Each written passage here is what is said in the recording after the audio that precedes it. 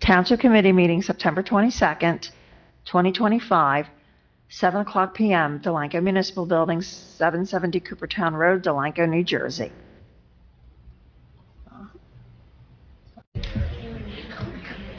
Mayor, we are recording. Thank you. All right, we'll be live in a second. All right, we're live on the internet. Good evening. Welcome to this evening, September 22nd Township Committee meeting located here at the Municipal Building, 7 p.m., 770 Coopertown Road in Delanco. Roll call, please. Mr. Bartlett. Here. Mrs. Patrick. Here. Mr. McFadden. Here. Mr. Olet. Here. Ms. Seuss. Here, thank you. Also present, Mrs. Seminara, our Township Administrator, Mr. Heinhold, our Township Solicitor, Mrs. Lohr, our Municipal Clerk, Mr. Warren, our Police Chief, and Ms. McFadden, our Administrative Assistant. Please rise for the flag salute. Allegiance to the flag of the United States of America, to the republic for which it stands, one nation, under God, indivisible, with liberty and justice for all.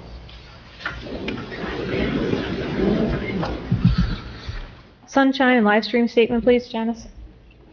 Please be advised that proper notice of this meeting has been given in compliance with the Open Public Meetings Act in the following manner. Written notice has been mailed to the Burlington County Times and Courier Post and published in the December 30th, 2024 editions, and written notice has been posted on the official bulletin board of the Township of Delanco at least 48 hours prior to the meeting.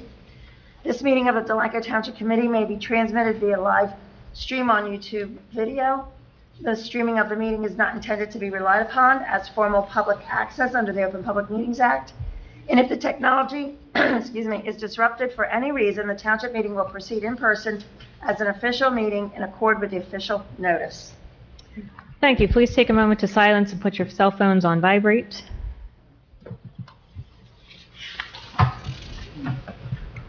Okay, we'll move on to rules governing the public comment period in accord with and subject to the provisions of the Open Public Meetings Act and JSA 10:4-12 at SEEK.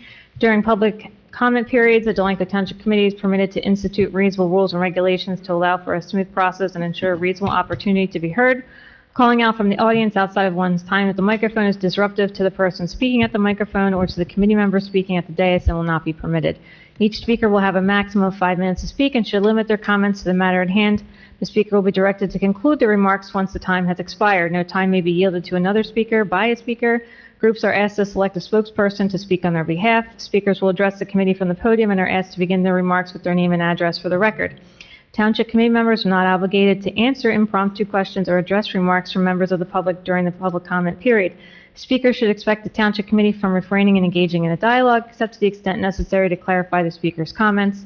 The allotted time for speaking from the podium is the method to address the committee during the public comment period. The committee will not entertain questions or comments called out from the audience during public comment or at any other time. Speakers and members of the public should at all times maintain proper decorum and shall make their comments in a civil manner. Personal attacks, obscenity, derogatory, or slanderous remarks will not be tolerated.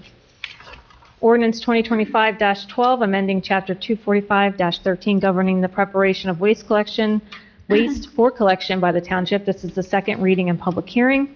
The hearing is now open to the public for Ordinance 2025-12 only. Do you have anything you'd like to say about this ordinance? Please come up to the podium and state your name and address. Seeing none, I will close this public hearing. Can I get a motion to approve and adopt Ordinance 2025-12, please, on second reading? So moved. Second. Motion by Matt, second by Kate. Roll call, please. Mr. Bartlett. Yes. Mrs. Patrick. Yes. Mr. McFadden. Yes. Mr. Olet. Yes. Ms. Seuss. Yes, thank you. Moving on to comments and reports. Township Administrator, Mrs. Seminara. I have no report this evening. Thank you. Thank you. Department heads, Chief, anything to report?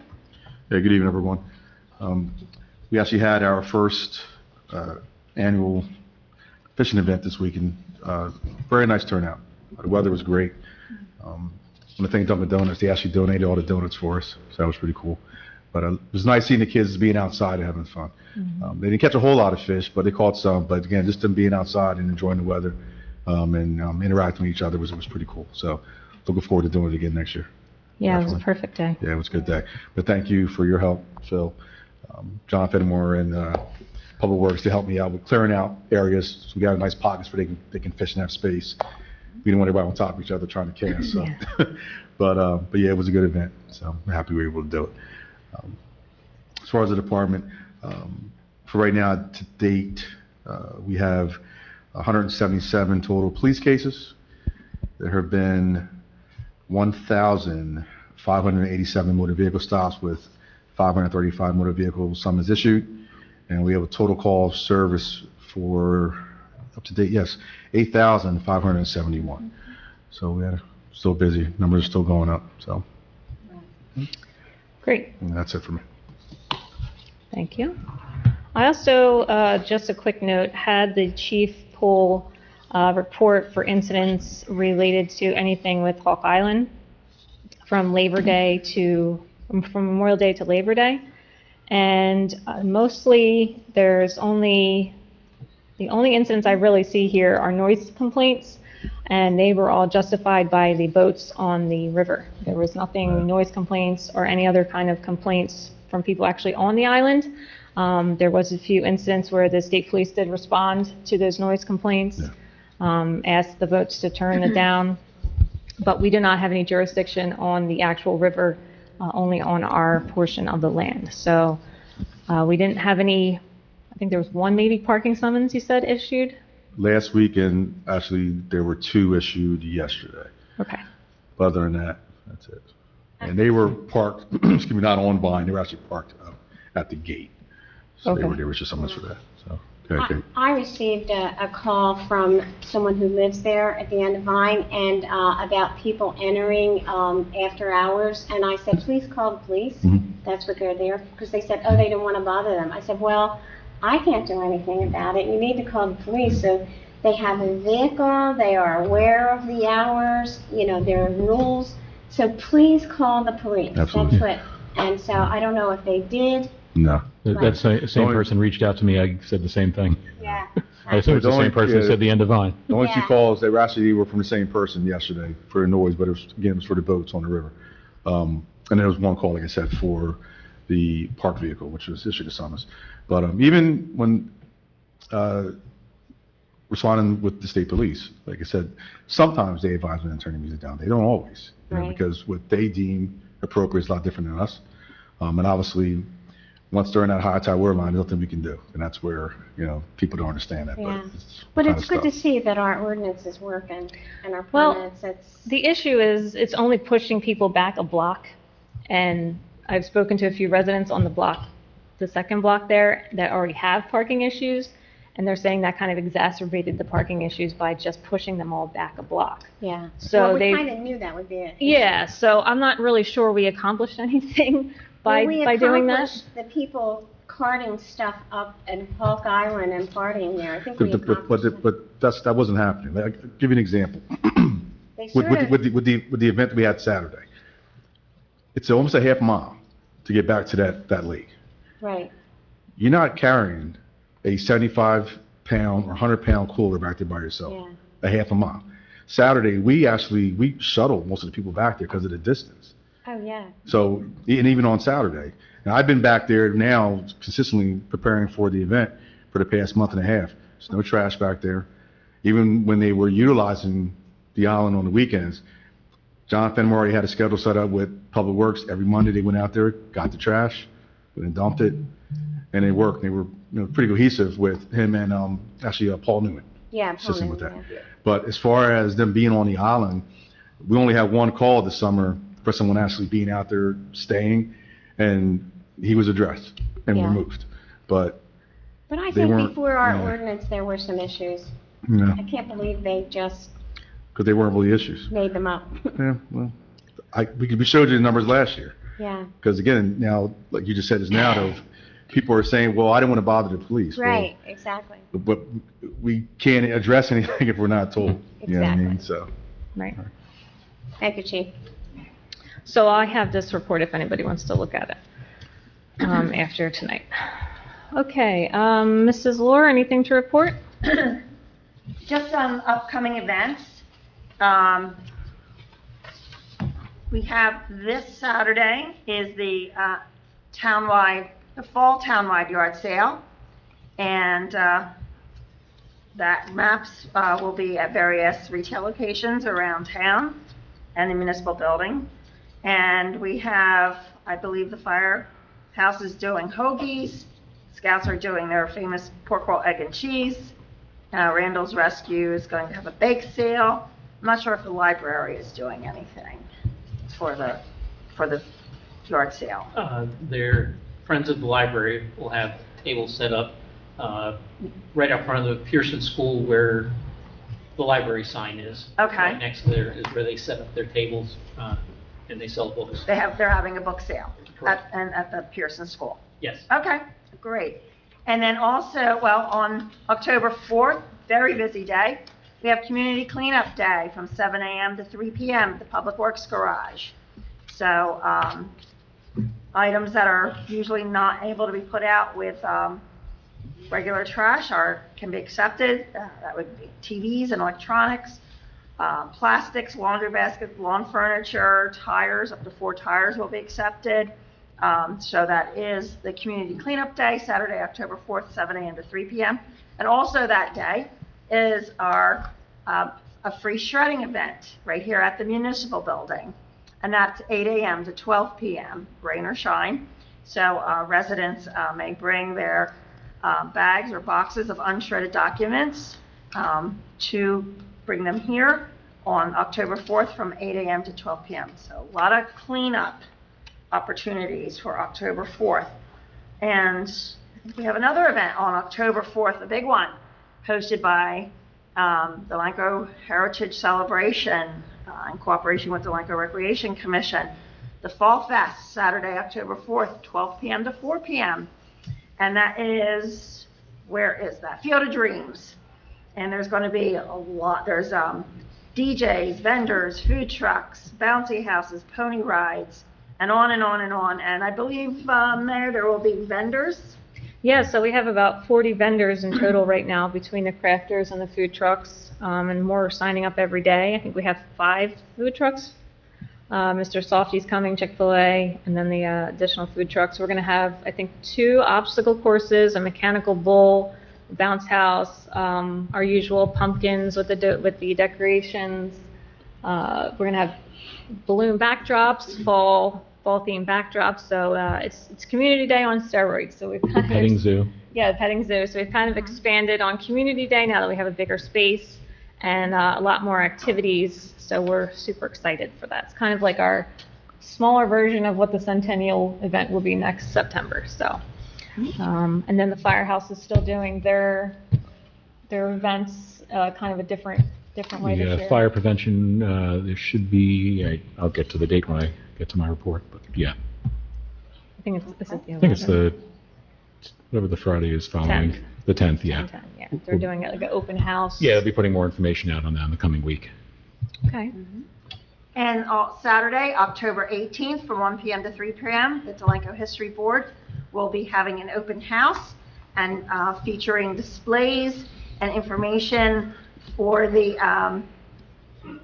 Civil War era alligator submarine, Delanco Waterman, and doing business in Delanco. So that's Saturday, October 18th, from 1 p.m. to 3 p.m. here at the municipal building. And then we have Saturday, October 25th, from 6 p.m. to 8 p.m. is the trunk or treat along the river. So this year it will be along the river from 6 p.m. to 8 p.m. And the event is free to attend, and that's always a lot of fun for the kids and the adults too. And then on Saturday, October 25th, we have the Women's Club is having their annual 5K run. Very lovely event. Registration is at 8 a.m. and the race begins at 9 a.m. And Kate, where do you, down at Gateway Park? Gateway Park, You yeah. can, and you can register that morning too? Yes. As well as You in advance? Yes. In advance is online, or somebody can actually give me their registration, or at the event at 8 o'clock, 8 to 9, the race starts at 9. And Delanco Township is going to be sponsoring a team this year. yes. I thought that was really nice. Yes. Aaron, do you know if the team has chosen its colors yet? Not yet, Yeah. okay. Yeah. For their shirts, okay. Yeah. And the last event is that the Environmental Advisory Board is partnering with the Delanco Parent Teachers PTO for a Halloween costume swap. And there's a bin right out here in the municipal building. So if anyone has any gently used, worn Halloween costumes that they'd like to donate to children that may not have the ability to get a new Halloween costume. And those are right here at the, that bin is right here at the Delanco Municipal Building for the Halloween costume swap sponsored by the Environmental Advisory Board and Delanco PTO. And that's all I have and there's a lot of flyers. I just grabbed a bunch of flyers from the lobby. So everything that I mentioned, except for the Halloween costume swap, flyers are available in the lobby. So if I missed something, please add to my report. Just one thing on November 1st, since it's Halloween weekend, we have the bonfire and movie night at West Avenue Dunes. That's the Halloween movie event that we'll have there. So that'll be a nice fun thing to do on Halloween weekend. So come out on the 1st, November 1st. Okay. Thank you, Janice. Township Committee, Mr. Olet. Let's see. Mrs. Lord covered some of the items, so I'll just skip over them. The History Board met on September the 3rd, and one of the topics was the veterans banners. So we have the banners along Burlington Avenue through the different seasons. Right now, the American flags are out there. We'll have fall flags, and then we have the Cardinals. But we're looking into pictures of veterans here in town, folks that have lived here, past and I guess present, and see about getting pictures and getting them displayed out on the light poles. So that's in progress. Let's see.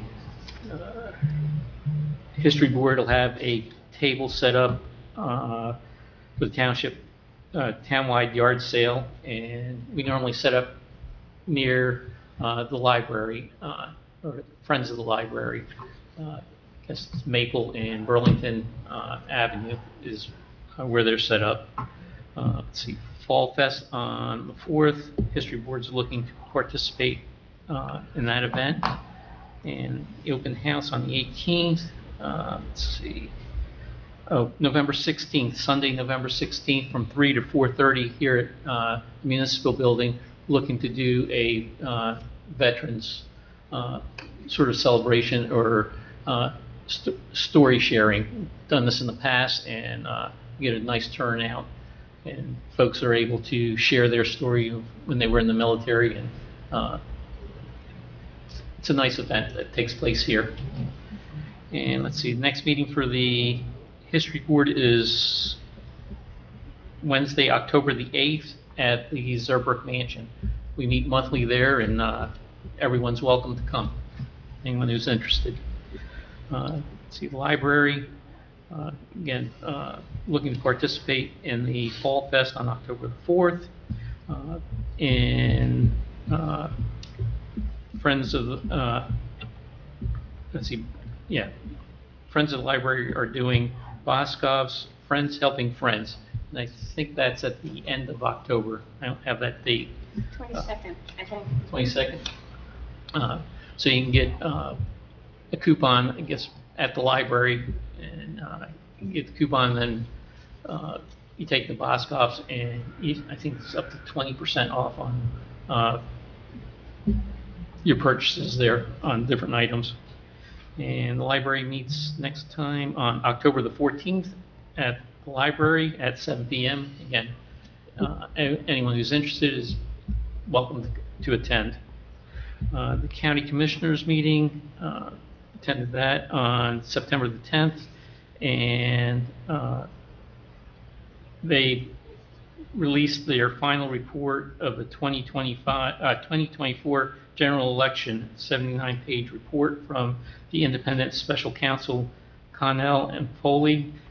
And so if you go to the website, you'll see the report that was done about the issues that we had in the county with last year's election of 2024. So you can go to see that.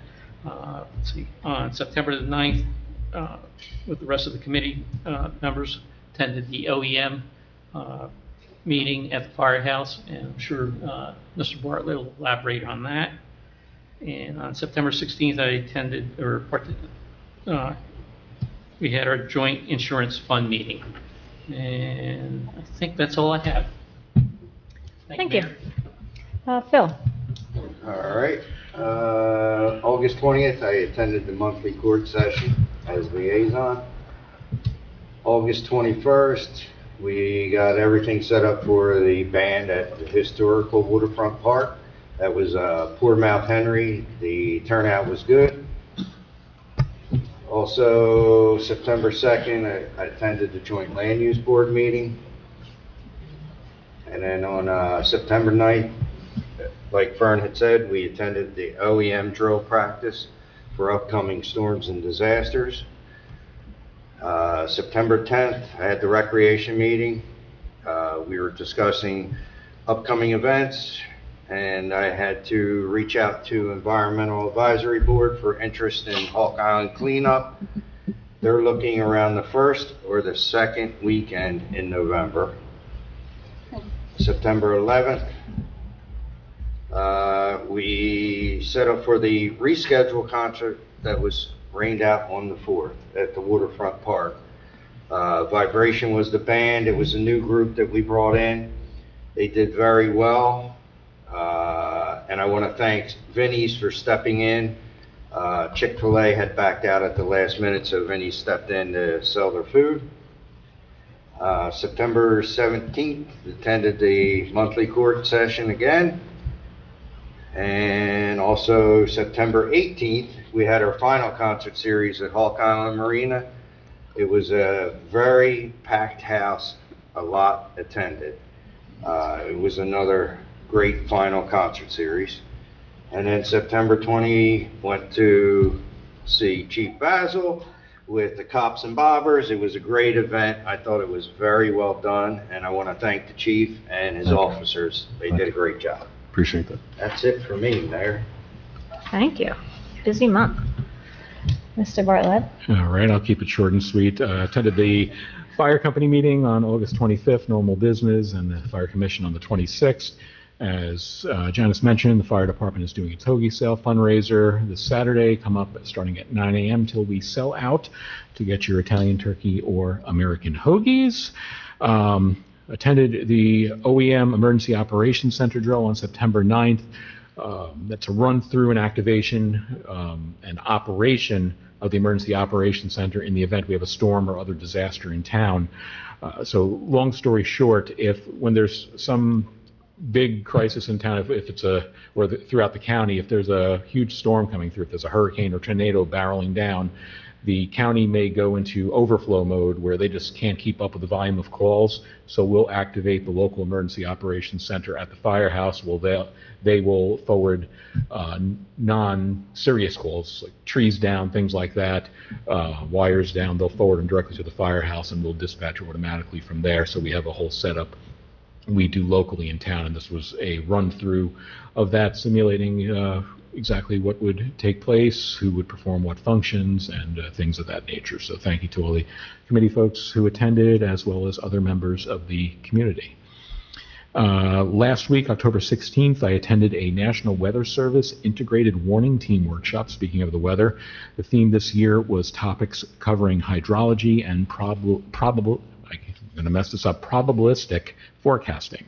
They went into discussing how forecasts are made, including information about river flooding and things of that nature, and various tools to allow emergency managers to review this. As local emergency managers, we rely heavily on the National Weather Service and the County Emergency Management to issue bulletins and alerts to us, to let us the local residents know important things of this nature, but it's good for us to also have some knowledge on it, which this workshop gave us. And tomorrow we have the County Emergency Management meeting at the Training Center in West Hampton. Finally, I attended the Board of Ed meeting last Wednesday night at Walnut Street School. And it's great to see the new superintendent, Dr. Tocici, in action, and he's giving it all. Literally, he's at the school every day of the week, and I don't mean just weekdays. He's there Saturdays and Sundays, just getting whatever he needs to do done to get the district back in the right direction. So as a parent of a child in the district and a grandchild next year in the district, thank you, Dr. T. As a side note, among the agenda items approved was hiring on various staff positions and approving various costs for tuitions. One thing I found interesting was the approval of the tuition contract with BCIT for $357,000 and change. That seems like a huge number. Then you do the math. It's for 92 kids, so it works out to just about $3,800 a student. And if you go a couple months back to look at the tuition with Riverside High School, we pay $17,500 per child. So huge savings on the children that go to BCIT, and they come out there with a good knowledge of something that they could use in their future. So it's just interesting point for the big difference in the tuition between the two schools that the kids have options to. Yeah, considering the 8th grade class usually has about 40 kids, that's about half of the graduating class that goes there. Yep. So, That's great. all I have. Thank you. Thanks. And it will always be Bartlett, sorry. You'll eventually pronounce my name right. No, I won't. Okay, I attended most of the meetings I that, forgot Kate. oh, sorry, Oh, Kate. she wants to stick on it. I mean, I think Subconscious, this is sorry. exciting, don't you think? Sorry about that. Thank It's you, just Mayor. bouncing side to side there.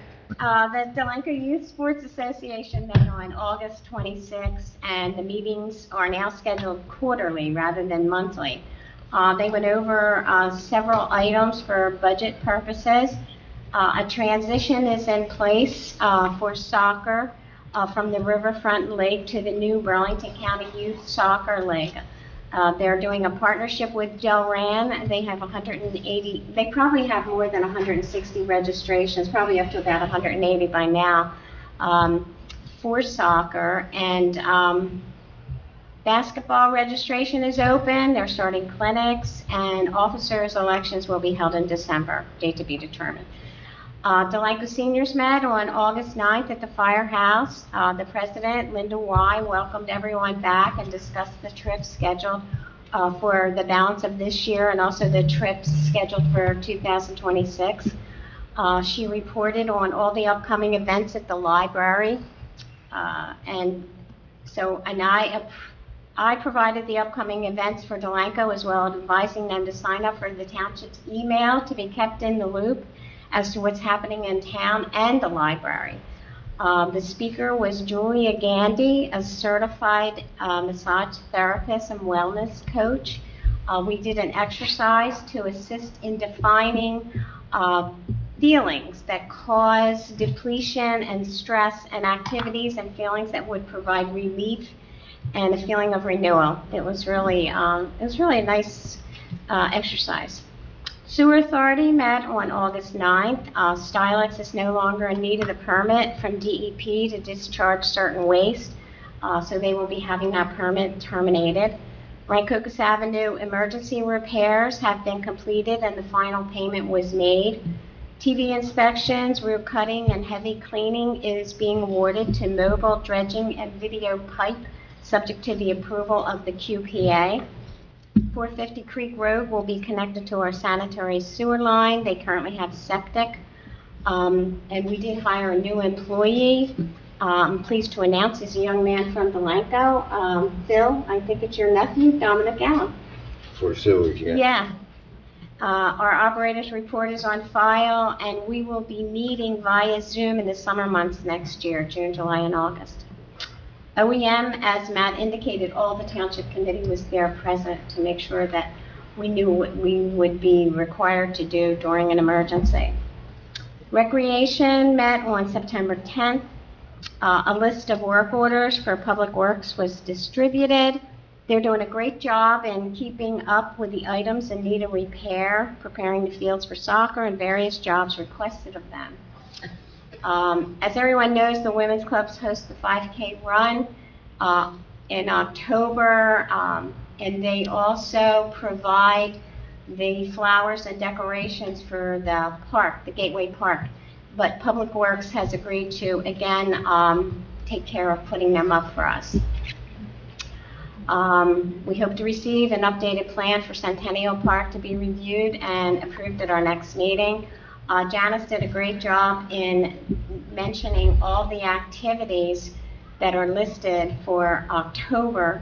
And I just want you to know that all those activities are sponsored by Recreation. The last concert of a historic waterfront park was on the 11th, the band Verbatim, and I attended that with some of my friends from high school. It was a beautiful night. And the last concert of the season at Hawk Island Marina, Yesterday's Gone, I enjoyed it from my deck with some friends that came over because that place was so packed and I can hear it. But they did a great job. Cleanup Day was discussed, John Fenimore, so I see that EAB is going to take care of that. 2 more statues located at the Singer property have been approved for donation. They're Ruth Saphir's statues. We hope to have them moved to Gateway Park, the 9/11 and the Heart. So I'm looking forward to seeing those moved. Shade Tree, the August meeting was canceled. The next meeting is this Wednesday night, September 24th. And code enforcement, I'm still addressing some issues in town, and I have been talking with Ed and meeting with him. I can definitely see some improvements. And I want to thank Ed for his hard work because he's doing a nice job. And I also volunteered to work on the Veterans Flag with the Chairman John Nardone of the History Board and their subcommittee. And that's my report, Mayor. Great, thank you. Sorry, I tried to skip you again. Yeah. Okay, Try harder next time. like I said, I attended most of the meetings that everybody else did. OEM, obviously the Cops and Bobbers event, recreation meeting, Kate covered that. One other thing with Del Riv, their concession stand is open on Saturdays during the soccer games. They sell breakfast sandwiches, they go into lunch as long as there's afternoon games, and they also are selling sweatshirts and long sleeve t-shirts too. So make sure you go out there and support the sports teams on Saturdays. I attended the Board of Ed meeting, great progress so far with the schools. It's wonderful to see everything that's happening, all the positive changes. Dr. T was at our fishing event with his children on Saturday as well. It's nice to see a superintendent so involved in the community and is really enjoying our town. His kids are actually going to Delanco schools now as well. Mm-hmm. So it's great. I most importantly attended the closing of 401 Creek Road on September 12th. So the township is now officially the owner of that property. Public Works is handling kind of straightening up, mowing lawns, kind of maintaining the properties now, and there are no trespassing signs up on the property. So that will move us into our special discussion and input session after our public comment period. So, okay, I did forget. First thing to do, I wanted to ask for a moment of silence for Elizabeth Ellie Clare, who passed away earlier this month. She was a resident of Delanco, originally from Germany. She traveled the world with her husband Frank initially, and then they chose Newton's Landing in Delanco to settle down. She was a lovely lady with an adventurous spirit. She wrote for the Newton's Landing newsletter, and she was known for her talents in photography. She loved interviewing residents of Delanco and showcasing them in the newsletter, so she will be missed by all who knew her. So if I could just ask for a moment of silence in memory of Ellie Clare.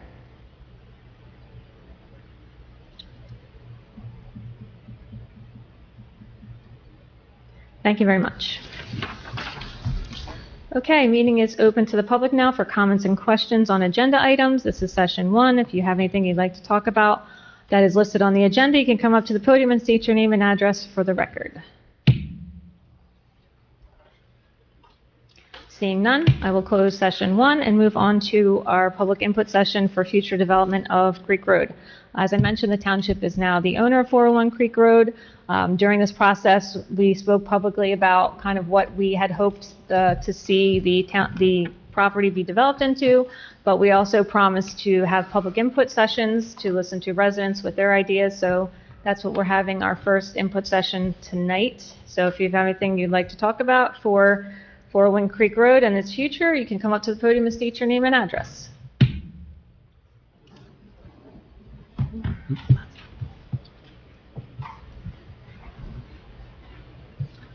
Yes, my name is Harold Klingler, 509 Buttonwood Street.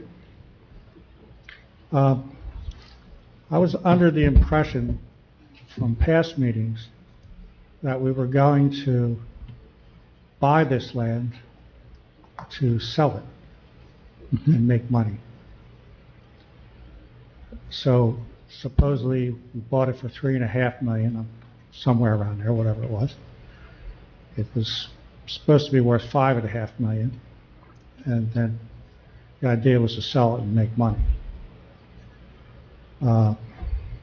So I'm a little confused at what we're doing now, deciding what to do about it when I thought it was already decided what we were going to do about it.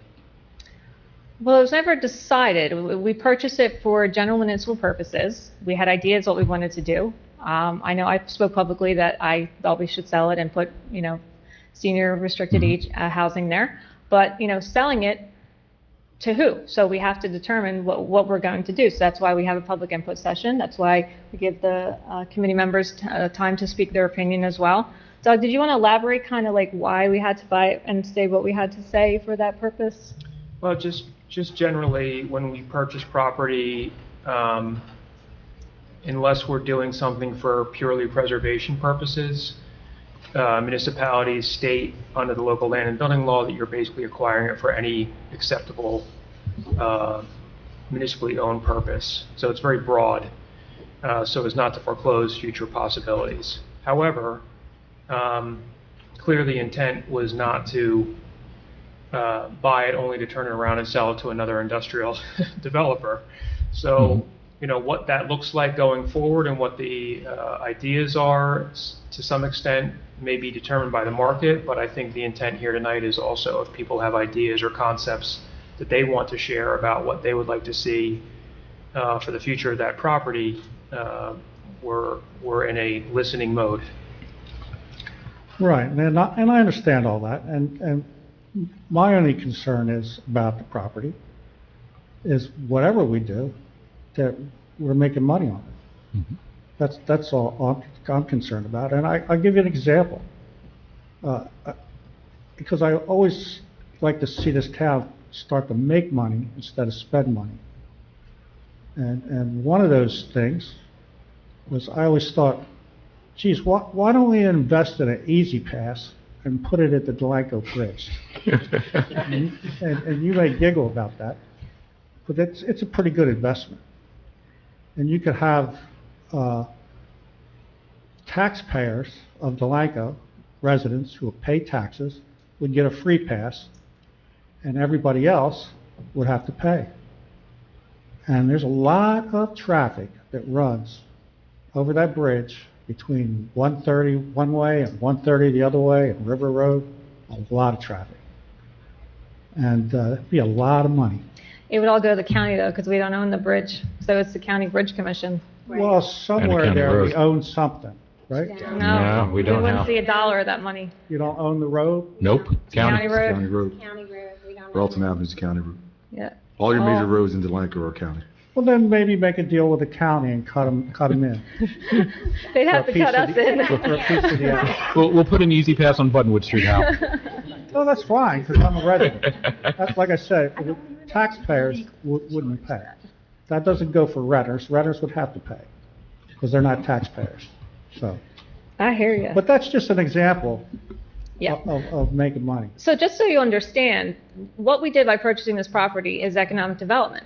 So there's not a lot of land left in Delanco. We've kind of reached our peak of development and how many, new ratables we're going to get. So what we did is we stepped in, instead of having this truck repair facility be built where we're not going to get that much more revenue, we then purchased it to where we could sell it to a developer or whoever, whatever we decide, and get a better ratable there so it generates income, which is more money for the town. So it's an economic development tool that towns use, and that's what we did. So we can bring more revenue into the town.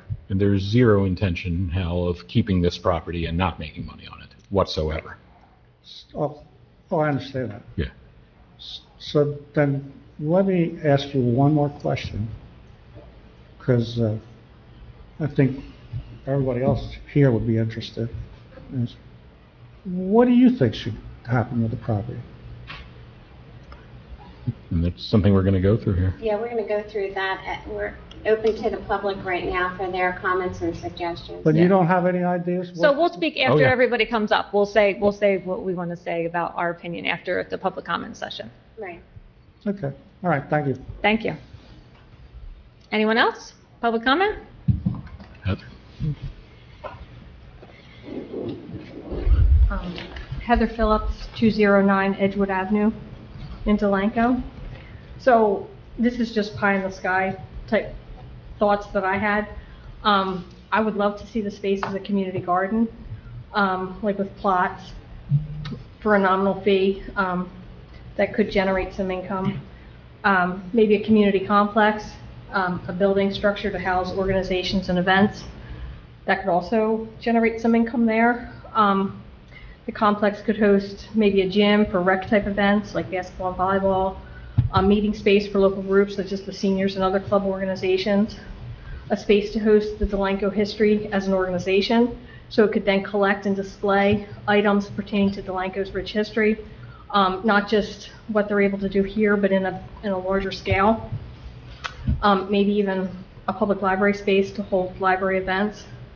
The complex and maybe an additional garden that could host maybe even weddings, showers, and parties for a fee, and that you would generate income by housing those events and things like that. So that's kind of where I was kind of thinking the space could be used for.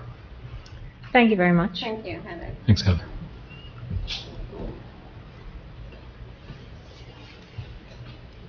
Hi, Dave Sabula from 57 Walton Way. So I know there's been discussion about an age restricted residence there. And right now there's probably about 1,000 residents, back of the envelope estimate, in Delanco already, age restricted 55 plus developments. So one thought I would have is that you may want to think about what happens when people move out of those 55 plus houses, because they're not forever houses. People hit a certain age, certain physical characteristics, have to move on. So right now there's a place called Azalea down on Route 130 in Cinnaminson, which is assisted living and also memory care, and also it's got some independent care also, but it's basically a multi-level, 5.5 acre lot. So it's like half the space that you can't really have in this property. So, and there's several hundred residents there. So something like that would bring in a good amount of revenue, and would also allow people who are in Newton's Landing or crossings of Delanco Station to stay in Delanco if they, when they hit that age where they decide that it's time that they can't really take care of their own house. Yeah. So, Thank you. I'm sorry, sir, your first name, your name David? again? David? yeah, last name's Sabula, And it was 51 Walton? 57 Walton Way. 57 Walton, okay. Thank you so much. Thank you. Anyone else?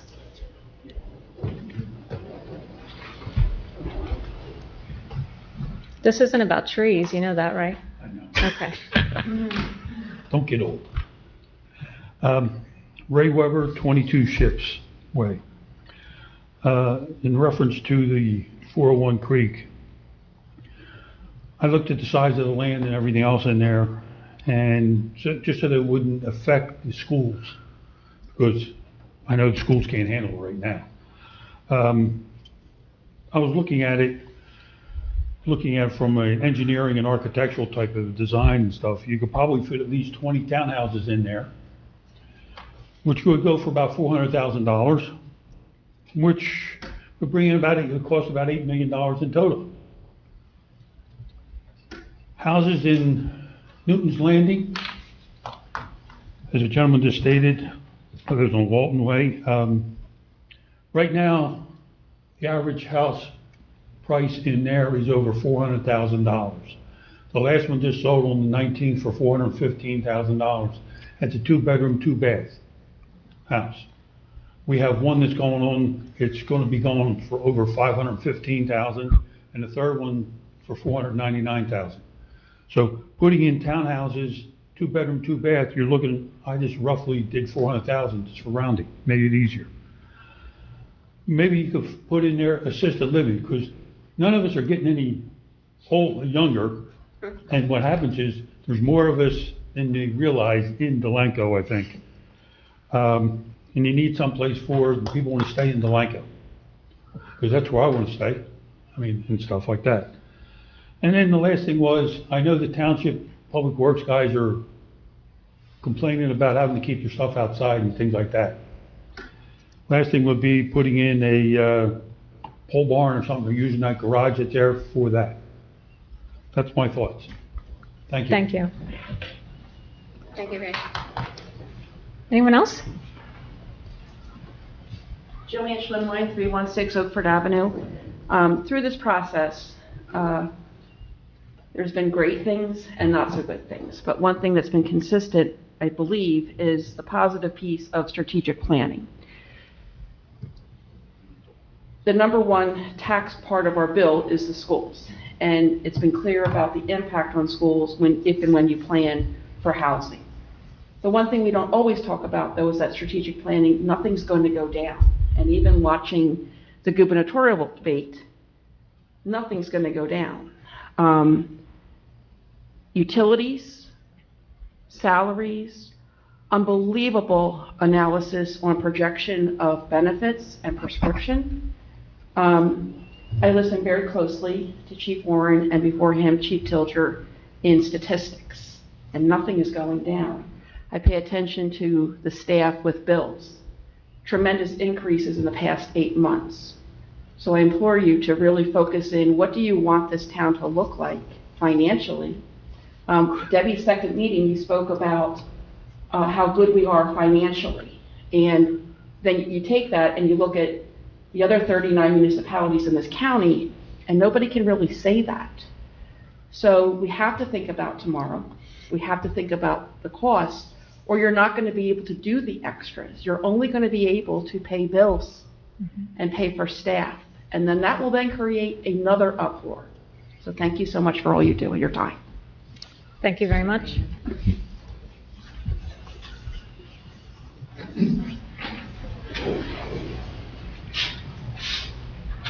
Jim Tracy, 10 Harlow Place, Newton's Landing. And I talked to Kate yesterday and let her know my feelings, but I want to address everybody else. I've been a resident of Delanco since 1970. Lived on Fenimore Lane, 210 Fenimore Lane for 30 years. And I've been a resident of Newton's Landing since December 1st, 2001. We were the first ones to move in. And a little history, does anybody remember Mr. Randekamp? Yeah, sure. Yeah, well, he was the developer. He's still around. Yeah, he's still around. But when that development came about, where the point was supposed to be an assisted living type thing, where if there was a resident of Newton's Landing that became ill and needed care, they could go in there. And this gentleman back here said about Azalea. Has anybody seen Azalea? Been down there? I did go after you told me about it. I took a ride. Did you go inside? I didn't go inside. Well, It's a beautiful place. not that I'm pro Azalea, but my daughter works there. It's beautiful. There's 3 residents of Newton's Landing living there. They sold their houses, and the houses in Newton's Landing, if they're on the market for a week, that's a long time. That's true. Because there's people that ride through there all the time asking if anybody's selling. But with the Azalea, they have assisted living, they have independent living, and they call it Opal. It's the memory care. So anybody that's getting older, we know that the memory goes too. But look into that. The corporate company is called Leisure Care, and they are in a number of states, and I know they have a big complex up in Hamilton. I think it's Hamilton or Robbinsville, one of them. I just had it on here. And it's very nice, and it seems like they have a lot of activities for the people, and there's always something going on. They had a big Easter party that I went down to see, and they had music there, live band. They had things for the kids that came in to see grandma and grandpa. And it was a nice, big affair. It's a 3-story unit. Up on the 3rd floor, they have an opening where residents can go up and enjoy the outdoors. And they also are right there by Lidl, and a lot of the residents walk down and do their shopping and come back. And if something like that went in the Creek Road here, just imagine, people would be happy with a creek front view, and it could be set back away from the road, and the front of the azalea, don't look at it from Route 130 because all you're going to see is big brick walls. Pull in, look at it. It's very welcoming. We have a old school teacher, we're all old. Bernie Smith taught school over in Riverside. He's a resident there now. And it seems like the people that are there are happy. And I think if something like that went into Creek Road, the people of Delanco would be happy. Because let's face it, when the Newton's Landing came in and the station down there, and even the condos, the tax revenue that has created. I know Newton's Landing, we're approaching $9,000 base. So multiply that by 400. So. It's 17% of our tax base, yes. Yeah. Yeah. Yeah. So keep Delanco happy. Thank you. Thank you. Thanks, Jim. Appreciate that. Anyone else? Mr. Marilevich?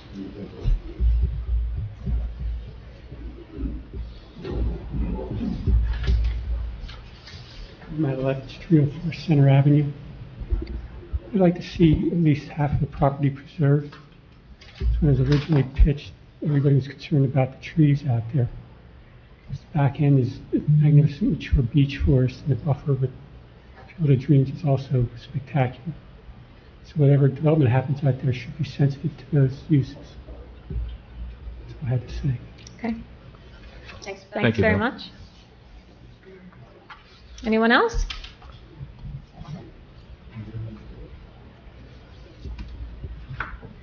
Christine Causer, 305 Fenimore Lane. Hi. I'm hearing a lot of housing development, which I'm totally fine with. I would just request that it fit within the architectural features of the township and not be high-rise in nature. I would also like to second the preservation of trees and natural environment as much as possible. Thank you. Thank you very much. Thank you. Anyone else? Going once? Going twice? I will close our public input session here and thank everyone for their comments. Any comments from the committee? Don't all go at once? I have, Well.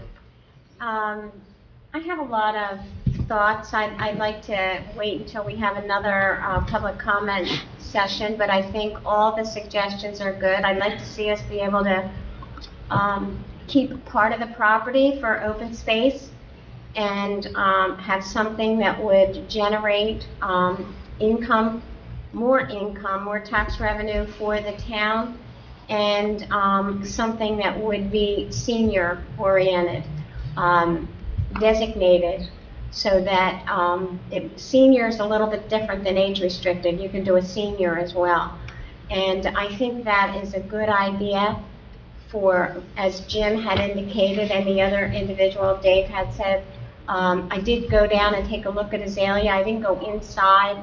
I'm not particularly fond of a 3-story building myself, but as I said, I would, like to hear other comments from the township. I haven't really made up my mind because I think that's important that we discuss all those comments. But there's some of my thoughts right now. Thank you. Phil, anything to say? I mean, originally I was 100% acquire, resell, age restricted. Townhomes, houses, whichever the residents were gonna make the most money from. I do like the idea of an independent care and assisted living to keep the residents in Delanco. So, like Kate said, I would rather wait and get more input to see and do some research on each option we have available. Okay, thank you. Mr. Bartlett? Yeah, like Phil, initially I was thinking just senior townhomes, things like that, but I do like what Dave and Jim brought up about some sort of continuing elder care, assisted living. I think that's a great idea for that location, and definitely, as Mr. Malevich said, try to do some preservation there as well toward the rear of the property. And Ms. Gooser said, I think what Ms. Phillips said about having, community options, I think that's a great idea. Fiscally, I don't think we could do that. I'd love it, but we got to be realistic. I don't think that's ever going to happen because we need to be able to sell the property because, our residents can't tolerate a tax increase, which we would have if we kept that property. And, for the months and months of public sessions and public hearings for about 401, as well as the bonding referendum afterward, that's all we heard is the tax increases. We can't do a tax increase. And if we kept this property to do township things, even, if we offset it with income for rentals, that will never offset the cost of keeping it. Obviously, I haven't done any sort of study on that, but, just off the cuff numbers, it just wouldn't be feasible. But I would love if, perhaps we can incorporate that somehow. If we did do some sort of assisted living facility there, perhaps they could have some standalone room that various township organizations could use. But, like Phil and Kate said, we're going to have another public input session where I think it would be, valuable to hear some other ideas from the public as well. But the most important thing, as Mr. Klingler said, got to make money on it. Yeah, or at least make our money back. Yeah. Mm-hmm. Yeah. Thank you. Yeah. Mr. Ouellette, anything to add? Yes. Okay. As we went over the past number of months, and we opposed the debt of the $3.5 to $3.6 million. We weren't in opposition to development of the land. It was the debt, and that's where we're looking at. We purchased the property.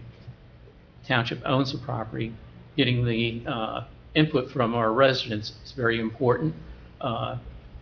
The assisted living or independent living facility is something new that you folks brought out this evening. Again, putting that into the basket of options that we as the Township Committee and as a community need to, I think, consider with that piece of property. I would caution that in wanting to do that we don't, as much as we want to preserve, and we have the wetland back there, if we start doing a trade with the county, that we don't want to do that too quickly, because whatever developer comes in, whether it's for assisted living or we end up with 55 and older community there, we don't want to restrict their ability to develop that land because they may need that for water runoff or retention basins. So that would be my only caution there. But as we go forward, again, more input from the residents, I think, is important. Thank you. And just to make a quick note, we did actually have a Zoom call with Doug and Debbie and Scott regarding the county land swap that we had talked about preliminarily, and we had kind of agreed that we would make that part of the process, that we weren't going to carve that off just yet to kind of mitigate any issues with future developments. So that was something we were already cognizant of. Thanks for bringing that up. But we did definitely already have that conversation. In the back of my mind, assisted living has always kind of been an option. It's just feasibility as far as, can we sell the property? Is it feasible for a developer to buy that for $3.6 million, build the property, and still be able to make money? So it's something we'd have to discuss with them if that's something that they would even be interested in from a business standpoint, if that's something that would work for their business model. I had always thought kind of 55 and older, more condensed, like apartments or condos, because you want to make sure that the developer can buy that property and then be able to make money on it for the $3.6 million. So still options out there, still a lot to discuss. Obviously, we just own this property for about a week now, but we are moving quickly on it. We will do our due diligence. It's not something we're rushing, but it's something we don't want to sit on, as we've discussed before we bought the property, that we would make sure we continue to move forward, have our meetings with our professionals, and handle this the right way for the long term of our town. We have to make the best decision, as it's something that will affect all of our futures. So thank you all for your comments. We really appreciate everything, and some great ideas and some great comments. So thank you very much for that. And then we'll have one more of these at our next meeting in October as well. Okay, so moving on to consent agenda, unless anyone has anything else they'd like to add. I think that there's only one thing, Mayor, that I left out. Whatever we do there, it has to be age restricted or senior or anything, so it does not impact our schools. I don't even think that's a question at this point. No, but I just want to make that clear, that we're not going to be doing anything, or at least I'm not going to be voting yes on anything that puts any more children into our already overcrowded schools. And we've kind of said that from Jump Street. Yep. And that's kind of what we're sticking towards. So just for those who haven't heard anything over the last 8 to 9 months. Yeah. So no kids. Sell the property, at least get our money back, put something there that's going to be a great rateable that continue to generate income for our town to help offset, our tax increases and continued expenses. No impact to the schools, low impact to that area, but continue to reflect the vision of our town and our master plan and kind of our vision for the town in the future. So that's where we're headed, and thank you for trusting us with that, and we will continue to keep you updated as we have in the past and maintain our transparency with you. So moving on to the consent agenda items. Consent agenda items are considered to be routine and will be enacted with a single motion. Any item requiring discussion will be moved from the consent agenda. All consent agenda items will be reflected in full in the minutes. Anyone have anything they'd like to remove from the consent agenda or talk about? I'm good. Okay, Resolution 2025-137, disposal of out-of-service office equipment. Resolution 138, disposal of out-of-service police department equipment. Resolution 139, resolution appointing a health insurance broker for the Township of Delanco through the fair and open competitive contracts process. Resolution 140, resolution awarding bid and contract for road improvement program. That's the 2024. It's actually the 2025 road program, right, Deb? Yes. It's actually the 2025 road program for Delaware Avenue. Resolution 141, authorizing execution of agreement with Gravelly Hollow Road Associates, LLC, developer of High Point property at John Mayer Way. Approved payment of bills in the amount of $337,184.16 as per the bill list dated 9/19/25. Can I get an approval motion to approve the consent agenda, please? I'll make a motion. Second. Motion by Phil, second by Matt. Roll call, please. Mr. Bartlett. Yes. Mrs. Patrick. Yes. Mr. McFadden. Yes. Mr. Olet. Yes. Ms. Seuss. Yes, thank you. Okay, moving on to 2 items regarding Delanco Shade Tree Commission. We have 2 appeals that we will hear tonight for 210 Peachtree Lane and 41 Emery Way. We'll do the 210 Peachtree Lane first because that's what's listed here first. Just give us a second so we can pull up our documents here.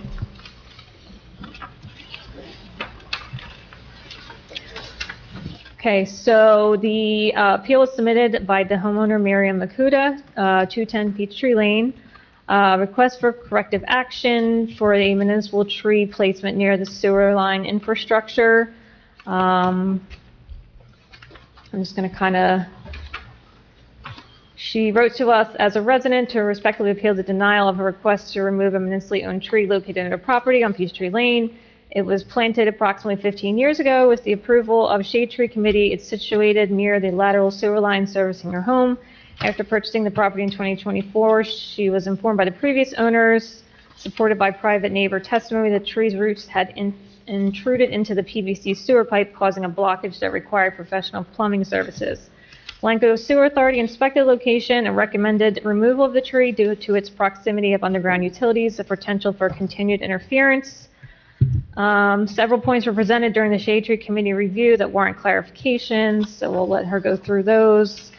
And then we will hear from Shade Tree. So do we want to hear from the resident first, and then? I believe it's her appeal, so I believe she has the right to. Yes, so we'll hear from the resident first, and if she's here. Yeah. Resident here? And then we'll have Shade Tree come up right after that, if you guys want to have a seat till then. Hello. Hi. Just your name and address for the Mary record. Makuda, 210 Peachtree Lane. So I'm not sure if you want me to read it again. Well, do you want to talk, I kind of read your letter. Do you want to talk about the points that warrant clarification? Your bullet points? Do you want to talk about that? I may not have the copy that I submitted with me. I have So one. would you mind reading them? Here you go. You can have it. Just so it comes from you. There you go.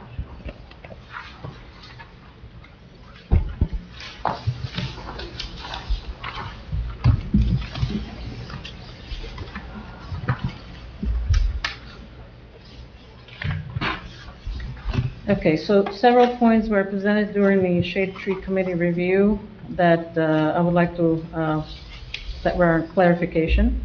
The tree expert assumed root intrusion was due to porous terracotta pipe, not realizing it had been replaced with PVC in the 90s. It was also argued that removing the tree wouldn't eliminate root risk without acknowledging root persists far longer when the tree remains in place. The sewer authority removal recommendation was dismissed without technical rebuttal. The tree's location, approximately 6 feet from the sewer line, was argued to be safe despite the tree root systems regularly extending 20 to 15 feet for mature cherry tree species. Photographs show visible root spread reaching utility markers and access covers. I don't have the pictures, but I'm sure you saw the pictures, right? One thick tree root was severed in 2 places, clear physical proof of prior infrastructure interference. Aesthetic value was prioritized over risk mitigation. Neighbor testimony was discounted due to lack of formal records. Budgetary concerns were confirmed not to influence their decision. Would you like me to read further? If you'd like to, sure. Ultimately, this appeal seeks corrective action for the Shade Tree Committee, misguided approval of planting the tree too close to sensitive infrastructure. I respectfully urge the Delanco Township Committee to reconsider this matter with a focus on responsible planning and infrastructure protection. I remain available for further questions. Okay. Is there anything else you'd like to add? Yes, I mean, it's pretty clear that the objective for the Shade Tree Committee is to preserve the tree. I'm not asking them to kill the tree. I'm asking them to remove the tree. That tree could be removed and replanted somewhere else. So it's just a matter of the method of removal. Okay, can I ask you a question? Did you have the sewer line cameraed and scoped to show video of the roots in the pipe at all? No, because what would that prove? There's no issue right now. I'm trying to prevent the issue from recurring, and the issue will recur from the external factors, not from the inside the pipe. So I'm not sure what hiring a plumber, putting a camera inside would achieve. Recurring, so there was roots in the pipe? Yes. Yes. In the PVC pipe? Yes. Well, that means that there's a leak in your pipe then, No, because there was no. roots seek water. No, roots, no. That's not true. The roots penetrated the top of the cover where the clean out is? The clean out? is. and they had to remove a root from inside because it broke the cover. The cover was replaced, and now there's no roots in there. However, the tree is still there, and it's going to happen again. So I'm trying to prevent the issues. Okay. I get it. Thank you very much. All right, thank you. Thank you. Mr. Brown? Hello. Good evening. I'm John Brown, Chair of the Shade Tree Commission. I'm also with Bill Malevich, my Vice Chair. Kevin Sibilia is our shade tree expert, our certified arborist. We have debated this, not on our part, because we're pretty convinced. It looks like the sewer pipe has been replaced. Okay, Ms. Makuta had admitted that she did not have any sewer issues, okay? So until we were to see, we asked if she could video the pipe, a process that may cost $400. If her pipe was breached, I feel that she should have really wanted to see that, because if you need, I think the whole thing was replaced, because there's 2 cleanouts that are PVC, one near the street and one in the back. Roots won't attack that PVC and cave it in. The terracotta, yes, then we have an issue. But unless the homeowner is willing to replace the entire sewer line, why take the tree down? Okay? So we looked at the condition of the tree this past spring. It was absolutely amazing when it bloomed, and we're losing a lot of trees. We have 26 trees that have to be removed with this year's budget, and we're trying to not cut down unnecessary trees. She bought the house, according to her testimony, at Shade Tree. She's only been a resident for a year or 2. She went by the word of the neighbor across the street that there was sewer issue, but the sewer issue looks like it may have been corrected based on the photos of the cleanouts that are PVC. Okay? We looked at the root structure. Kevin, I wish you would come up and testify that the roots are not going to impede on that PVC pipe, okay? The sewer superintendent came out and looked, but he didn't put a camera down there. He just opened it up and looked down, said it's got to come out. Well, you know, historically in this town, sewer authority and trees, they don't get along. So, Kevin? Hi, Kevin Shibilia. I'm a New Jersey licensed tree expert. And as Mr. Bartlett pointed out, roots are opportunistic and they move to favorable conditions. So if you have a leaky pipe, then the roots will proliferate in that direction. And yes, they will get into the pipe and they'll cause problems. As far as crushing the pipe, that can happen if the pipe is directly under a massive tree. This tree is a small stature tree. It's not going to get massive, and the sewer line is offset by 6 feet. So crushing of that pipe due to the weight of the tree pushing down on it is not going to happen. The situation here doesn't have a problem. And it's a nice tree. It's got many more years left in it. And professionally, I'm reluctant to preemptively remove a healthy tree for a potential problem, because that opens up every tree in Delanco. And we couldn't replant the tree. It's too mature. It wouldn't work. Right. You couldn't transplant that. Yeah, it's too big. It would be wildly expensive. I mean, it's possible. It would be wildly expensive. What is the life of a cherry tree? Typically, they start to decline after about 30 years. Because I know we've lost several because they've died off or they've caused issues. Because that one's been planted for quite some time, so it's already got at least 10 or 15 years on it. Yeah, do we have an approximate age? Yeah, it's 1990, I think. Okay. I would like to add that Ms. Makuta stated that we planted the tree. The homeowner planted that tree. She said it was approved by Shade Tree. She didn't say it was We planted don't by... know that for a fact. Well... He was a landscaper, and I believe he just put them in. I'll let you come back up when they're done. Easement, okay. So, I've lost my train of thought. The age of the tree. We're talking about shade tree, approving it. We don't know if we definitely we approved don't. it. There's no sidewalk there, which is also a plus. It's not competing with anything. There is a private tree she has on her lawn that is far enough away. Listen, I can't see cutting down a perfectly good tree. If there was evidence of continual sewer problems, but she hasn't had a problem. The roots are a problem. I mean, the roots. Roots are a problem everywhere. I know, You have but to have roots on there's this earth trip to keep it all together. hazards. It's a trip. There's no sidewalk, Kate. I know, but people still have to walk up to the property. I mean, in order to get to her front door, you walk up on the property. Not The there. roots are a hazard. Was there a walkway there? No, but you have to walk through the grass. There may be a walkway. I'd have to, Normally people went up the driveway and up a walkway to the front door. not if you park on Peachtree, people don't have, I mean, if I'm visiting her, if I visit Joan or Miriam, I'm not gonna park in their driveway. I'm gonna park on the street. There's a step over We're there. supposed to remove trees because there's roots that somebody can trip over. Yeah, because it's a problem. The roots in, I'm sorry, But I never I have a heard, Kate, different- I never heard in this case, Yeah. the tree to be 12 years ago. removed because of tripping hazards of roots. no, I know.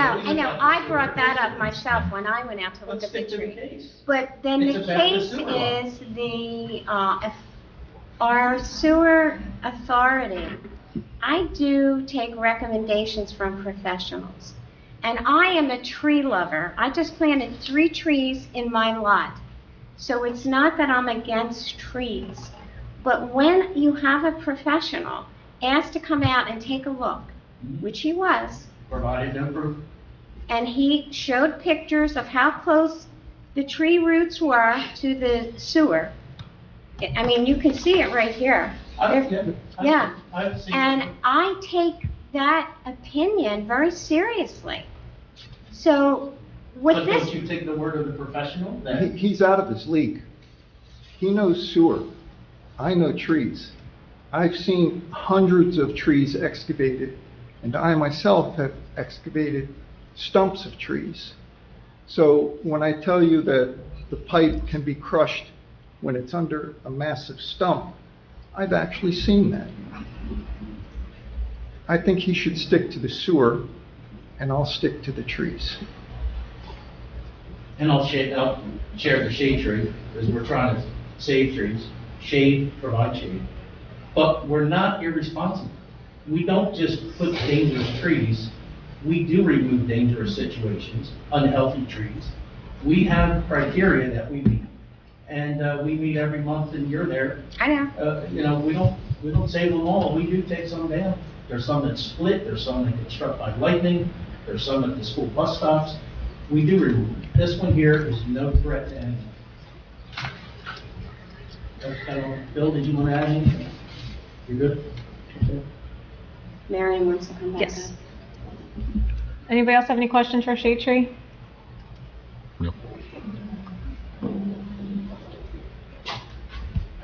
I would like to clarify 2 points. Sure. The first one, I spoke to Mr. Brown on the phone, the first conversation we ever had. And he said that he volunteered this information. We did not plant the tree. However, it was on the list of our approved species. We approved planting that tree, but the homeowner 15 years ago. To me, same thing. Second, you're saying that the tree is very small. However, it's too big for being removed and replanted. So which one? Is it too big or too small? Well, if you know anything about replanting trees. I do it's a know certain machine something to- about you know, replanting dig up, trees. so I don't have And a- have seen mature trees to be dug out and replanted safely. I don't think it would make it, that was never an issue, we never discussed. Okay, but I'm that. not asking you to kill the tree. You I'm are. asking you to remove the tree. That'll kill the tree. Not necessarily if you do it right. Thank you very much. Thank you. Yeah, she said that. Anybody else have any comments or questions on this application? How far down is the sewage pipe?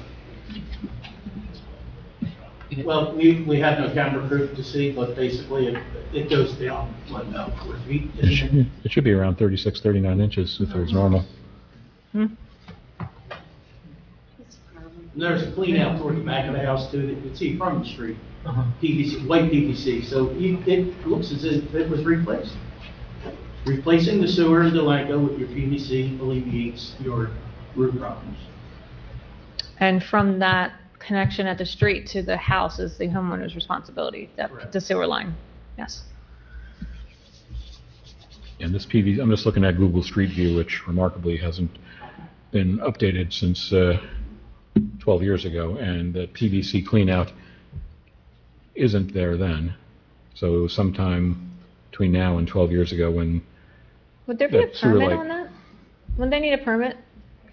should be a street opening permit if they went out into the road unless they cut it behind the curb. Okay. We did ask for that proof, even through our secretary to check with construction. We never got any response on that.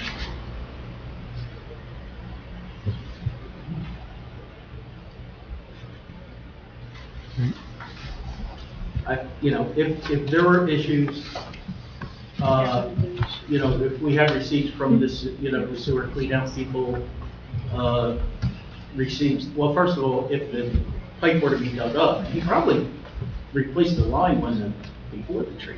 I'm actually looking here at Google Street View, and if you look at the street, it looks like there's a cut right where the sewer would be. I mean, I'm crazy here. No, you're not crazy. Well, Oh. not for that. Not for that. Isn't that the cleanout? Yeah. Is that the cleanup? No, that's... Isn't that it? Yeah, look at your picture. No, the cleanout's much further from the tree. Oh. Here's the See picture. right there? And Now, what then- is that mark out there? That, I don't Is know. that gas? That could be gas as There's well. water too. Well, gas is directly to the right of that tree. Yeah. And there's water too. One of the pictures demonstrates there's a gas line. I see, Yep. I see the flag there. I was out there today, I saw the gas line. Yeah.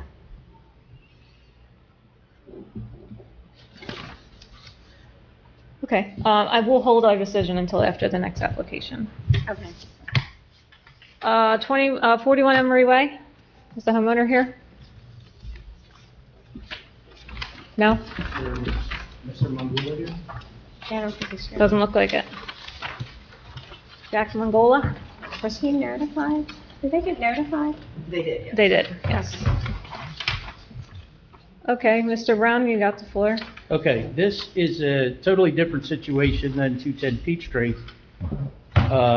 So let me explain what's going on in Newton's Landing. Of course, we've had people testify, the property values are great, blah, blah, blah. It's a beautiful tree-lined community. We do have sidewalk lifting going on there, of which we've been addressing little by little, budget allowed. This particular red maple is in good health, okay? There are no utilities close to the area. The sidewalk at the driveway is lifted, of which we have it on our sidewalk enhancement program. However, the homeowner wants to appeal this decision to remove the tree. The only problem that he states is that the root is running up along his driveway. However, it has not affected his driveway, and the root is not really lifted off the ground that much to where it becomes a tripping hazard. We've had this situation in Newton's where it went up the front lawn and we did remove that. This one, I don't feel, is a threat to anybody walking there. It's not cracking the driveway, it's not damaging infrastructure, and we do have it on the sidewalk list. Now, what worries me in Newton's Landing is if you do this, if you grant this removal, you're gonna have a whole slew of them coming in. Because we get calls and requests from Newton's Landing all the time, wrong tree, wrong place, developer should have known, blah, blah, blah. Well, they're not wrong. Yeah, they're not wrong. Yeah, Listen, no. They all bought in there with those baby trees and they loved them. You know, did they think what's gonna happen in 30 years, 20, Well, 30 years? I don't think we can blame the residents. Yeah, It's the developer and the person that So what do approved you it. guys are in charge of the purse? You wanna cut them all down? Well, I don't want their sidewalks and their plumbing to be disturbed and, decimated by it. We got a grant a few years ago, a CDBG grant, and at that time, we could use it for senior development. Yeah. And so we replaced a ton of sidewalks I know, at Roots $100,000 Landing. worth. And This happened to be one of the places that Yeah. we replaced the sidewalk, and they're all coming up again. Well, we have come up with an alternative method to address the lifted sidewalks, which is working. We have The many pavers, yeah. paver projects. Yeah, he indicated in his letter to us that Shade Tree was gonna send him that information regarding pavers, and he had yet to receive it. He's on our list, okay? No, we were gonna Why, send he him wanna do it himself? literature. At the meeting, we were gonna send him literature, Okay. and we didn't. I'm going to take a minute and read his letter into the record, so we have it. Jack Mongola, 41 Emery Way, addressed to Mrs. Seminara. I hope this letter finds you well. I'm writing to formally appeal the decision of the Shade Tree Commission, express my growing concern regarding a large tree located at Township easement in front of my property. This tree, which was originally planted by a developer and approved by the township more than 20 years ago, has now reached a size that possesses significant safety, structural, and liability issues. I have had a neighbor trip and fall on a sidewalk. Over time, the tree's roots have aggressively spread, undermining the sidewalk and now extending into my driveway. As a result, the sidewalk has been raised by approximately 3 inches, creating a serious tripping hazard. Given that homeowners are held responsible for injuries that may occur on adjacent sidewalks, I'm deeply concerned about the potential for accidents and legal and financial liability that may occur at no fault of my own. Approximately 2 or 3 years ago, a single square of concrete was replaced in an attempt to address the problem. Unfortunately, this effort proved to be a temporary Band-Aid solution and did not stop the ongoing root intrusion and elevation of the sidewalk. As I understand it, the maintenance of this tree falls under the township. During a recent meeting, the Shade Tree has acknowledged that this particular species of tree should have not been planted in such a confined location due to its ultimate size and root behavior.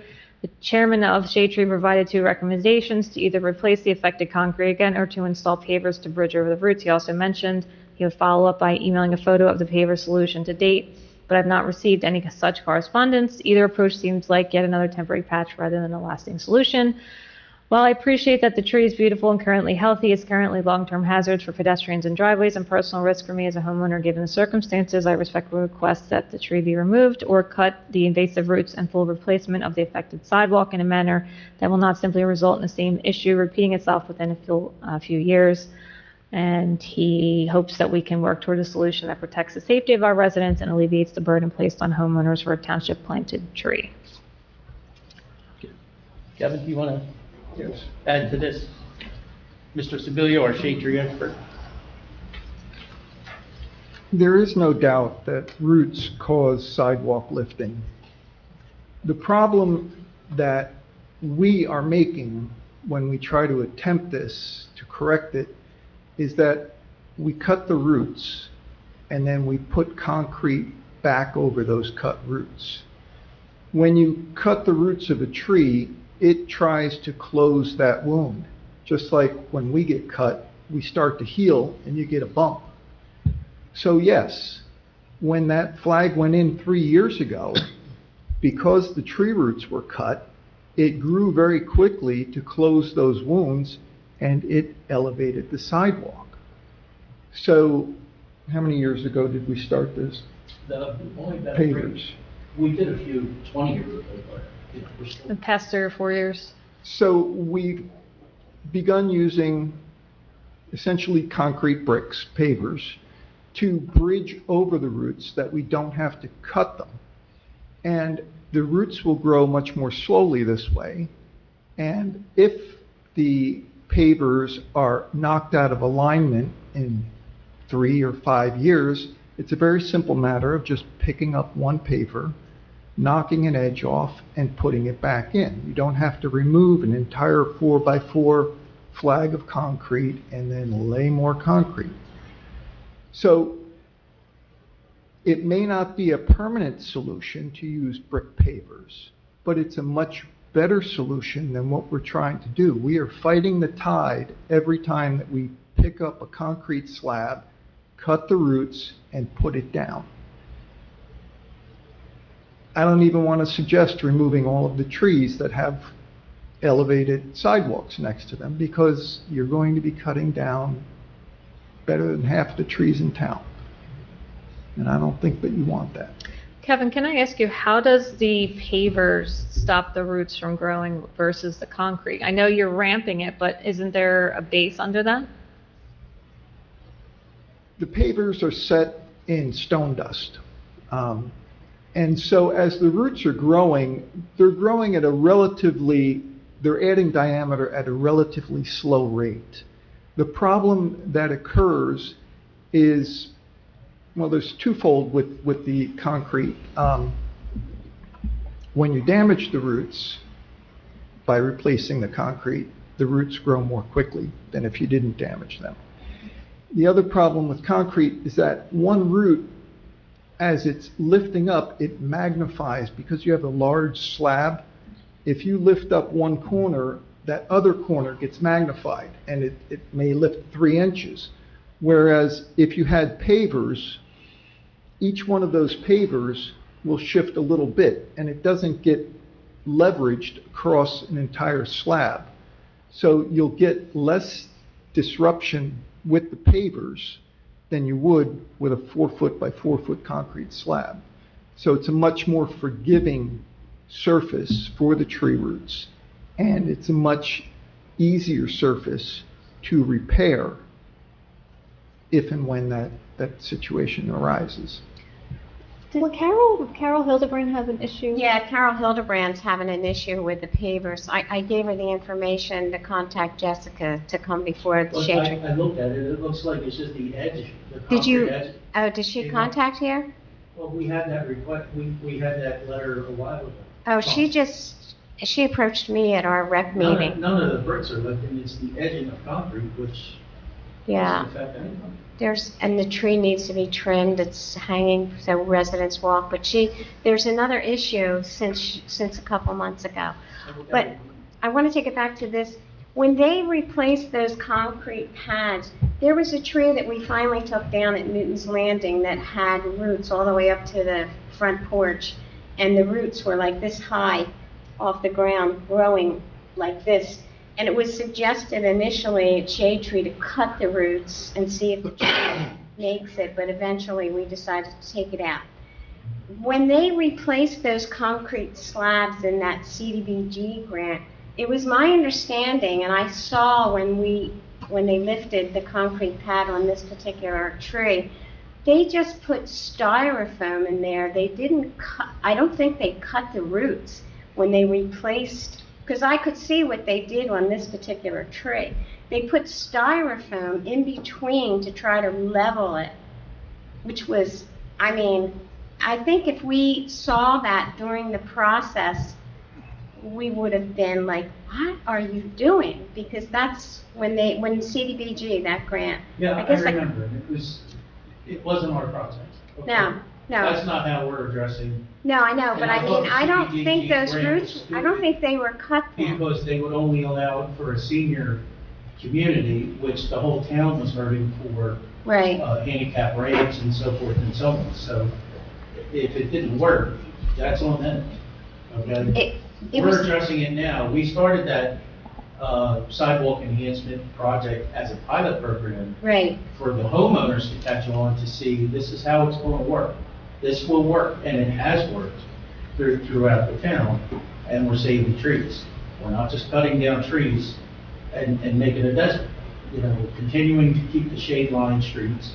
Newton's Landing has beautiful trees. I rode through there today, but they're constantly not happy with, I got a lift, I got a 2-inch, I got a 1-inch lift.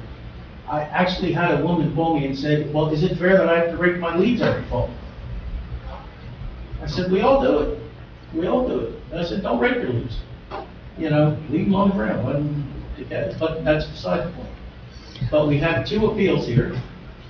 We will fight for our belief. You did appoint us to the board to make these decisions, just as we appointed you guys to make decisions to buy 401 Creek. We trust you that you're going to do the right thing. You got to trust us that we're doing the right thing. We're not trying to hurt anybody. We would be the first ones to tell John Fenimore to come out and take down a dangerous tree in the middle of the night if needed be. So, with that, I believe, are we okay? Bill, did you want to add anything?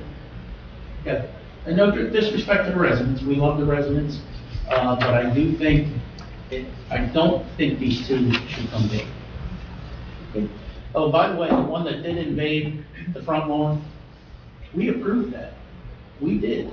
I know. We did not vote against saving it. It was a unanimous decision by the board to take it down because of the root. I was there. I know initially Kevin suggested cutting the roots to see if we could save the tree, but the board eventually. I don't think Yeah, Kevin I would was, say that. I was at the meeting. That's not a Kevin thing. Yeah, I know, it was really strange, but I remember he said it. Yeah, I may have. Yeah, he did. I wouldn't lie, John. okay. All right. So I ask you guys to please make the right decision.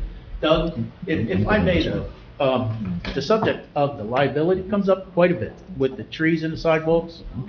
Could you brief us on who is responsible? I get this all the time. If that limb falls on me and, you know, blah, blah, blah. Are we not immune from suit, the township, because we're in the Shade Tree Federation? So we have added immunities and defenses. We still may be named in a suit, but because of our comprehensive Shade Tree Commission, we do have additional defenses beyond other municipalities. And we already have a fair amount of immunity under Title 59 for liability, so the township's in as strong a position it can be on that issue. Thank you. And Title 59 is the state. Basically, the Tort Claims Act that says there's enhanced immunities afforded to municipalities on liability issues. Thank you. Thank you, Doug. Thank you, Commissioner. Thank you, John. Thank you. I like the logo. Susan Matera, What's with the dark strip? that's the, Ignore that, John. that's It's the too bridge. big, it's had to be pieced together. Oh, yeah, Just sit down, don't talk about it, thank you. It's a sour point, John. Don't go there, John. Susan Matera did that, John. It's just the way it has to be. See the trees in the back? Yeah. But that's fine. They almost didn't make the cut. No pun intended. Anybody else? I mean, is this open hearing? Can we talk to other people? Well, Jim's here, so. Are we allowed to do that? What are we doing? Be hearing from a resident? Oh, you can reopen to public comment anytime you want. I didn't know if you wanted to conclude your discussion. I mean, can we, he wants to talk about this tree? Is that what you? I want to talk about Newton's Landing. Okay. Can we do that now? Do I have to? And when we do these first. Okay, just making sure. Well, he wants to comment on this as a resident of Newton's Landing. Go ahead. Okay, I have a question for the tree. Hold on. Name and address. My name again is Jim Tracy, 10 Harlow Place. Okay. Newton Landing. The tree expert. Kevin, that's your civilian. When I moved in, December 1st, 2001, they were putting all the trees in and they were pyramiding the mulch around the trees. That is the contributor to the root problem there. And since Mr. Brown was on the township committee then, the Shade Tree Commission apparently did not refer to any experts about how the trees should be planted and taken care of. Because of the mulch being pyramided, the roots, they don't go down, they go out. Yeah, Is that right? But we never allowed the mulch volcanoes. We put out flyers and warnings. We just recently sent a letter to the crossings that they're doing the same thing. Yeah, well, I'm talking 21 years ago. This problem isn't just now. It started 21 years ago, or 24 years ago. Well, remember at first, Jim, we, the township, didn't take control of those streets for a few years. No, but So those don't streets you were have given ours. the authority to go through and inspect as it's being built? But I'm just gonna, you have a fair point to make, but it's not the Shade Tree's responsibility at that phase in time. Right, well, it falls township- back onto the township. Well, it's primarily the developer.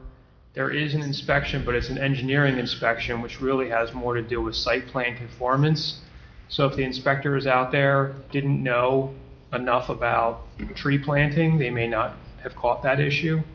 I don't know the history there, but the process is the developer develops, they are responsible. The township has an inspector out through the engineer's office for site plan conformance, and not until everything's turned over and is public, does Shade Tree get involved. Okay, but that's a good idea for future reference for 401. Oh, Whoever- don't you worry, I will make sure the right trees Yeah. are planted. Because that I'm is a on it. problem. People Yeah. walking Newton's Landing in the street because of the sidewalk. And the bricks, the pavers, they're popping up. They will, but they could be. Okay, I'm not here to argue. All right, thank you for your comments. All right, so we'll close the hearings. I'm going to take a brief 5-minute recess, because that's what I feel like doing, so. We're going to take a 5-minute recess. Yeah. We'll be back in 5 minutes.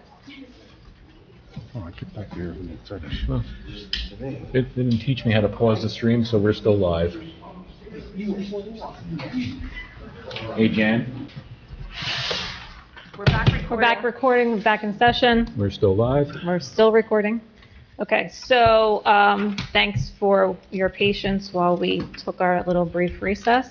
I'm going to suggest that we actually table both of these decisions until the next meeting. I'd like to do some more investigating, speak to a few more people before we make our decisions. So these will be decided on at the next meeting, which is October 8th, maybe? 6th. Okay. Yeah. If it So comes- we're going to table our decisions until If it October come the 8th, I'll be late. 6th. Motion in a second. Doug says So we can need I get a motion to table our decisions until October 6th? So moved. Second. 6th. 6th, 10-6. Matt? And then who? Anything? Second. Phil seconded? Phil? Okay, Matt and Phil, roll call, please. Yeah, I got that roll call. Or all in favor? Yeah, all in favor's fine. All in favor? Aye. Madam Mayor, if I may, will there be more testimony on that evening? I don't think so. No. I think it's just we need to process and let it, yeah, It's going to be more hearings. yes, Mhm. for sure. Thank you. Thank you for your time. Thank you as well, Miriam. Yeah, if you'd like to come back on the 6th, or we can reach out to you, whatever you want to do, whatever's best for you. If more testimony is required, I'll be happy to. Thank you. Yeah, we'll reach out if I have Thanks, any other Kevin. questions. Thank you very much. Have a good night. Okay, moving on to correspondence. Any correspondence? I Jen? have none. Okay, great. This is meeting open to the public, session 2. If you have any general comments or questions, you can come to the podium and state your name and address, talk about whatever you want. Nothing, Ray? Nope. Thank you. Closing. Any discussion items? None? Anybody don't have think so. anything else they want to talk about? How about the Motion Eagles? To adjourn. So moved. Second. All in favor? Aye. Thank you. We'll see you on October 6th. Yeah, you hit those lights quick. Right. She got a long ride on that.